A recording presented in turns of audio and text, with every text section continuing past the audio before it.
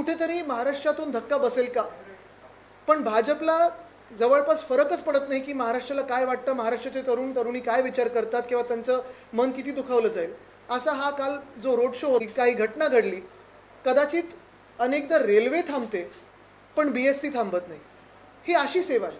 जगातली सर्वात परवडणारी उत्तम सेवा म्हणजे BST आहे. 5 किलोमीटरमध्ये 5 रुपयामध्ये 5 किलोमीटर जाऊ शकतो, 10 रुपयामध्ये 10 किलोमीटर, 15 रुपयामध्ये 15 किलोमीटर आणि 20 रुपयात तुम्ही कुठूनही कुठे जाऊ शकता.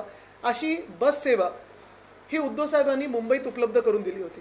आपल्याला आठवत असेल आमचं जे युनियन बरोबर, सगळ्या युनियन बरोबर, मग त्याच्यात अनेक वेगळ्या वेगळ्या युनियन आहेत, त्यांच्याबरोबर ॲग्रीमेंट जे झालं होतं BSTचं आणि आमचं म्हणजे मुंबई महानगरपालिकेचं, त्यावेळी त्याच्यात 3337 बसेस कमीत कमी चालवणं हे गरजेचं होतं.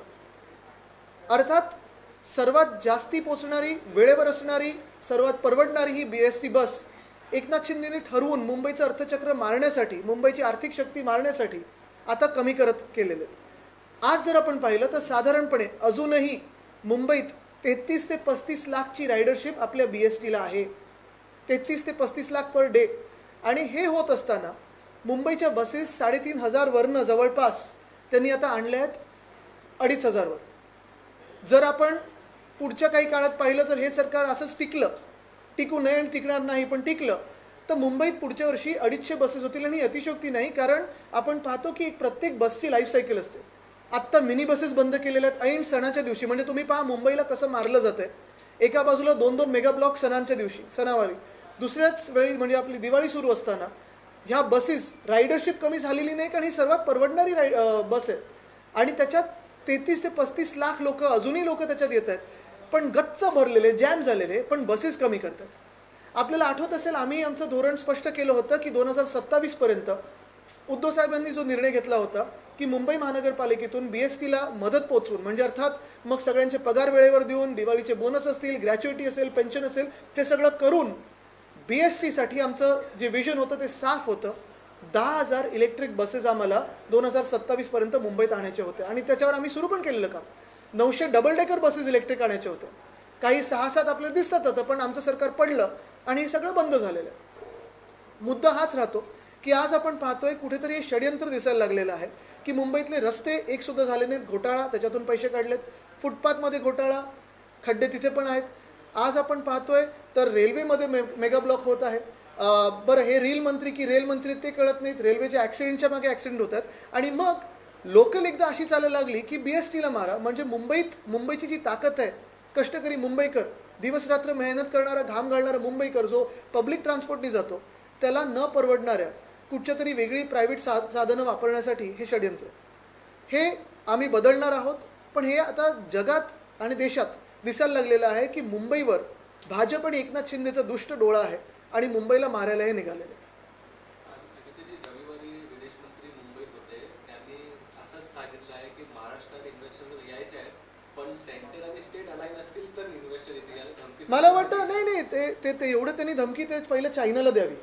आता त्यांनी सांगितलं, पहिलं सांगत होते काही झालेलं नाहीये आणि आता सांगतात की आम्ही आता विड्रॉ करू. पण महत्त्वाची गोष्ट हीच आहे, त्यांना पण मी त्यांच्या लक्षात आणून देतो, कारण कदाचित त्यांचा अभ्यास कच्चा असेल, ते मग लगेच रील बनवतात लेझर आईज वगैरे बनवून. पण परराष्ट्र मंत्र्यांना मी एक सांगू इच्छितो की आमचं जेव्हा सरकार महाविकास आघाडीचं होतं आणि वरती भाजपचं बहुमताचं सरकार होतं, त्यावेळी देखील महाविकास आघाडीच्या काळात आम्ही मॅग्नेटिक महाराष्ट्राचे कार्यक्रम घेतले, 6.5 लाख कोटीची गुंतवणूक आणली. असंच तामिळनाडूमध्ये आत्ता व्हायब्रंट गुजरात चालू असताना देखील तामिळनाडूने समिट घेतली इन्व्हेस्टर, आणि तिथे देखील 6 लाख कोटीची गुंतवणूक आली.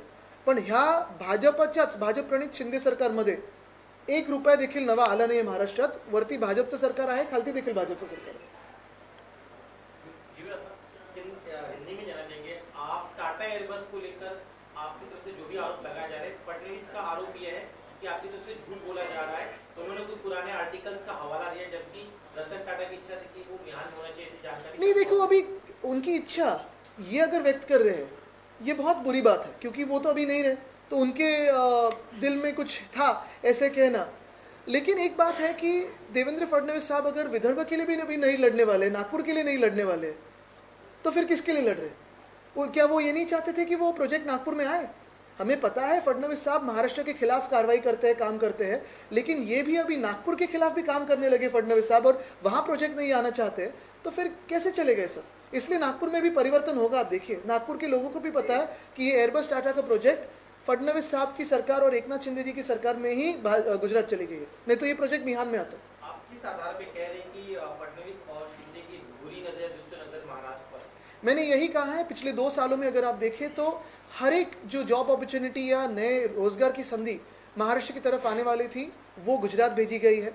फिर वो वेदांता फॉक्सकॉन हो, एयरबस टाटा हो, बल्क ड्रग पार्क हो, मेडिकल डिवाइस पार्क हो, सोलर एनर्जी इक्विपमेंट पार्क हो, काफ़ी सारी ऐसी चीज़ें हैं जो भेजी गई गुजरात। गुजरात जाने से कोई हमें आपत्ति नहीं, कोई भी राज्य में जाए कोई खिलाफ नहीं, लेकिन हमारे हक का जो है, हमारे अधिकारों का जो है वो छीन के मत दूसरों को दीजिए। इसके साथ ही में वो ये भी कह रहे हैं कि विदेश मंत्री जयशंकर ने कहा है कि राज्य का विकास तब बेहतर तरीके से नहीं, वो पहले जब फॉरेन पॉलिसी क्या है तय करे, क्योंकि अभी तो फॉरेन पॉलिसी काफ़ी कंफ्यूज लग रही है। सिर्फ उनका फोकस वो रील पे है जहां वो लेजर आइज दिखाते हैं, बाकी कुछ नहीं चल रहा है। पापा ने वॉर दिखा दिया ऐसे लगता है, लेकिन पता नहीं। मैंने तो उनसे पूछा था क्या बांग्लादेश में हिंदुओं पे अत्याचार हो, उसका कोई जवाब नहीं है। लेकिन ये बात भी स्पष्ट करना चाहता हूँ कि जब केंद्र में मोदी साहब की बहुमत की सरकार थी तभी हमारे यहाँ उद्धव बाला साहब ठाकरे चीफ मिनिस्टर थे, और उन 2.5 सालों में हमने 6.5 लाख करोड़ की इन्वेस्टमेंट महाराष्ट्र में लाए। अभी अगर आप देखें तो ऊपर भी भाजपा है, नीचे भी भाजपा है और एकनाथ शिंदे है, लेकिन ना 1 रुपया आया कोई। तो ये डबल इंजन में उनका है, दोनों इंजन फेल हो गए। आज उमेदवारी अर्ज भरण्याचा शेवटचा दिवस होता. परळी मतदारसंघातून तुमच्या विरोधात मिलिंद देवरा यांनी अर्ज भरला. नाही ठीक आहे, बघा हे सगळे उमेदवार आता आम्ही निवडणुकीला सामोरे जाऊ, हे प्रश्न आम्ही आता निवडणुकीत बोलू, पण हे जे आहे ना, हे ना जे पाठिंबा देत आहेत हे महाराष्ट्र द्रोही आहेत। जे भाजपला पाठिंबा देतात किंवा भाजपच्या वतीने लढतात किंवा भाजपच्या वतीने निवडणुकीत आलेले आहेत, एकनाथ शिंदेच्या वतीने निवडणूक आलेले आहेत, हे महाराष्ट्र द्वेष्टे आहेत, महाराष्ट्र द्रोही आहेत। कारण ह्यांनी गेल्या 2 वर्षामध्ये महाराष्ट्रातल्या प्रत्येक जॉबची संधी, रोजगाराची संधी नेली गुजरातला। बाकी उमेदवार आम्ही लढत राहू, पण ह्या भूमिका काही स्पष्ट झाल्या पाहिजेत का हे लोक जे मुंबई फुकटात अदानीला देतात त्याच्या सोबत राहणार की विरोधात राहणार। मराठी माणसाची जी मुंबई आहे, जी आपल्या सर्वांची मुंबई आहे आणि इतर भाषिक देखील आहेत जे पिढ्यानपिढ्या राहत आलेले आहेत, आपल्या सर्वांची मुंबई जे तुम्ही टॅक्स भरता ते फुकटात अदानीच्या घशात घालणार का? सगळे जे रोजगाराच्या संधी आहेत ते गुजरातला पाठवणार का? हा जो वाद आहे बघा, मराठी गुजराती वाद बिलकुल नाही आहे, पण महाराष्ट्र विरुद्ध गुजरात वाद, झारखंड विरुद्ध गुजरात वाद, यूपी विरुद्ध गुजरात वाद हा भाजप निर्माण करते। आणि हे जे आहे ना, हे मी जेव्हा बोलतो माझ्या जखमेवर मीठ चोळलेलं आहे ते म्हणजे सगळ्या युवांच्या जखमेवर मीठ चोळलेलं आहे। कारण ज्यांना वाटत होतं की एखादी डिग्री मिळाली, इंजिनिअरिंगची असेल, एरोस्पेस इंजिनिअरिंगची असेल किंवा कुठची असेल, आणि विदर्भमध्ये असेल, महाराष्ट्रामध्ये, म्हणजे आपला जो एक अखंड महाराष्ट्र आपण बोलतो, मिहानच्या जवळ जे हे आपण आणणार होतो, तसंच रोह्यामध्ये, रायगडमध्ये आपण बल्क ड्रग पार्क आणणार होतो, हे सगळं तुम्ही पाठवले गुजरातला कशासाठी? आणि मग ह्या उमेदवारांनी उत्तर द्यावं जनतेला की पुढे मग मंत्रालय पण हलवणार का तुम्ही? Sir, you talked about crumbling public infrastructure.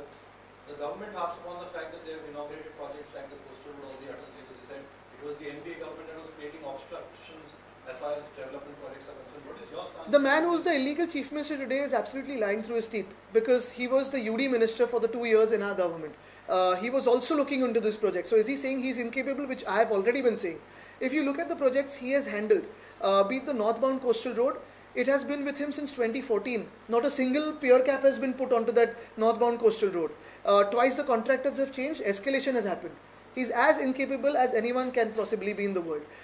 The coastal road southbound was our dream project initiated by us in the BMC. The minute our government was toppled, it has been delayed and the cost has been escalated. We would have finished the entire project by December 2023. The Worli-Shivdi connector was 48% complete by the time our government was toppled. After 2 years of our government being toppled, it is now only 57% complete. The MTHL should have been completed by October 2023. It was only inaugurated in Jan end of 2024 because I tweeted 6 times to the Prime Minister to request him to give time for the VVIP inauguration.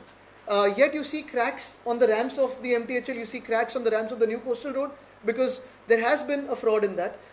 You see patchwork on that. You look at the tunnel, it's still not made, it's almost opening like 8 to 5 and now finally it's opening somehow for more hours. You see so many projects, the Metro 3 project, only the car shed was stopped during our time.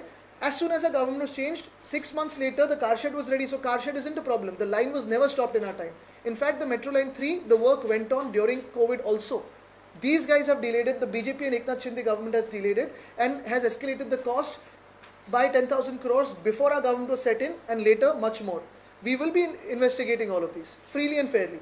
अडानी को लेकर राहुल गांधी ने आज एक video जारी KIA जिसमें वो कह रहे हैं कि अडानी जिस सेक्टर में चाहे उसमें मोनोपोली क्रिएट करने के लिए पूरा एक सिंडिकेट लग जाता है काम पर। उन्होंने उदाहरण दिए डिफेंस हो, पावर हो, सीमेंट हो, उस पर आपका क्या कहना है? बिल्कुल, मैंने तो ये पहले बात से ही कहा है। और मुंबई की जो अगर आप हाल देखें आज, तो यही सरकार, एकनाथ शिंदे और भाजपा की जो सरकार है वही तो हाल कर रहे हैं।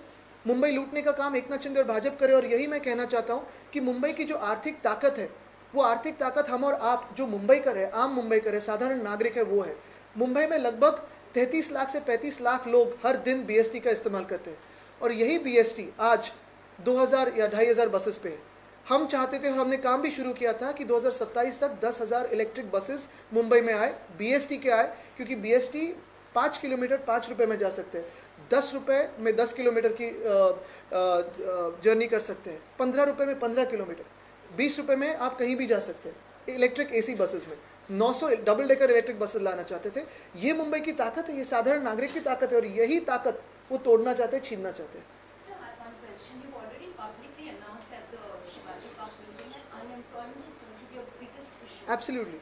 How do you propose to tackle this if your government comes to? I think what is very important today is when I speak of jobs and unemployment today, the way to tackle it is simple: create political stability, bring a person in the seat of the chief minister who has the trust and faith of the common man of Maharashtra, common woman of Maharashtra, and the industrialists both, the workers too.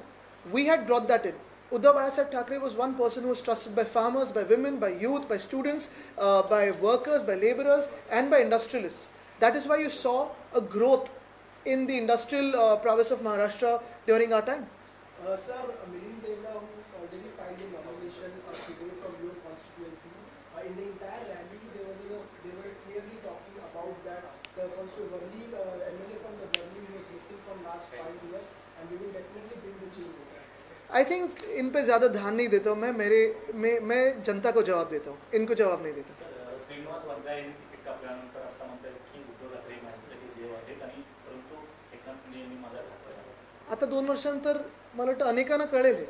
कारण उद्धवजींनी जसं आपण पाहिलं असेल, ज्या कुटुंबप्रमुख ह्या नात्याने सगळ्यांना जपलं आणि पक्षाच्या पलीकडे जाऊन जपलं, हे त्यावेळी त्यांच्यावर काय परिस्थिती होती, आणि त्यांना पक्ष घेऊन शब्द देऊन जो पाळला शब्द, हे उद्धव साहेब शब्द पाळणारी व्यक्ती आहे. म्हणूनच तर गद्दार विरुद्ध निष्ठावंत ही लढाई आहे ना.